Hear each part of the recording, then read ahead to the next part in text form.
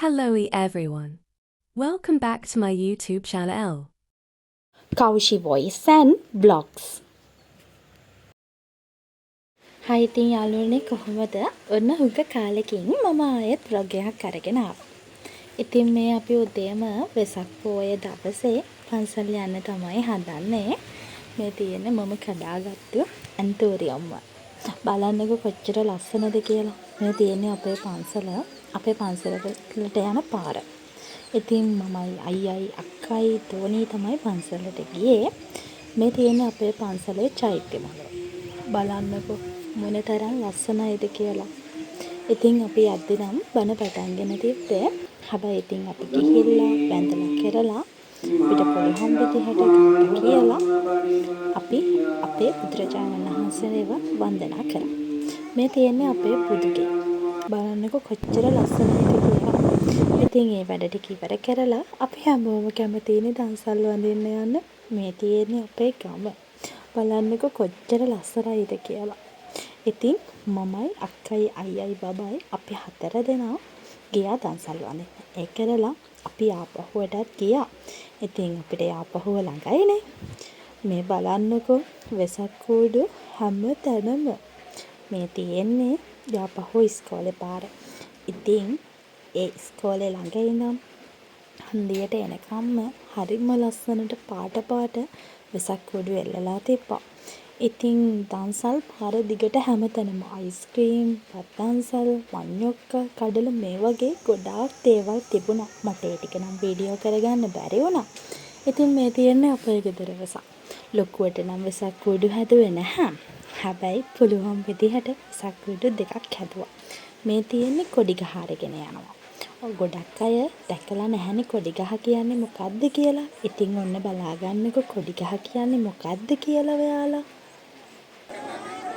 මෙන්න මේ විදිහට සරසපු කොඩි එල්ලපු කණුවකට තමයි අපි කොඩි ගහ කියලා කියන්නේ. හැම වෙසක් පොයකටම ඉතින් මෙන්න මේ කොඩි ගහ අපේ පන්සලේ අලුත් අවුරුද්දට අපේ ගෙවල් හැමදේම අලුත් වෙනවා වගේ. ඊළඟට අපි ගියේ පහන තියන්න. ඉතින් වෙසක් පොයේ ඇත්තටම වැදගත්කම මොකද්ද කියලා ඔයාලා දන්නවද? බුදුරජාණන් වහන්සේගේ ඉපදීම, බුදු වීම, පිරිනිවන් පෑම. මෙන්න මේ අවස්ථා තුනම වුණු පොයක් තමයි වෙසක් පුර පසළොස්වක පොය දිනය කියලා කියන්නේ. ඉතින් අපි වෙසක් පොය තමයි හරිම සිංහල බෞද්ධයාගේ අලුත් අවුරුද්ද විදිහට සලකන්නේ. වෙසක් පොය දවසේ මිනිස්සු දන්සල් දෙන්නේ. ඒ කියන්නේ මෙහෙම හිතන්නකෝ බුදුරජාණන් වහන්සේ ආමිස පූජාවෙන් සහ ප්‍රතිපත්ති පූජාවෙන් මෙන්න මේ පූජා වර්ග දෙකෙන්ම පූජාවට ලක් කරනවා. ඉතින් බලන්නකෝ හවසට අපේ පන්සලේ තියෙන ලස්සන පහන් පත්තු කරලා හැමතැනම. ඒ විතරක් නෙවෙයි මුළු චෛත්‍යයම විදුලි ආලෝකයෙන් ආලෝකමත් කරනවා. හැම තැනම සුවඳවත් වලින් නහවලා ගිලන්පස වලින් කොඩි වලින් ආලෝක වලින් මල් වලින් මේ හැමදේම බලන තැන පුදුම ලස්සනක් තියෙන්නේ. මේ බලන්නකෝ අපේ චෛත්‍ය ලස්සන.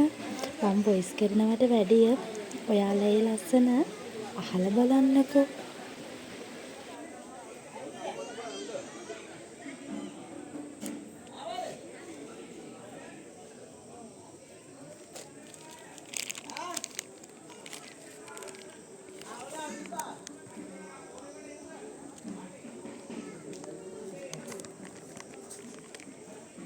හරිම ලස්සනයි නේද?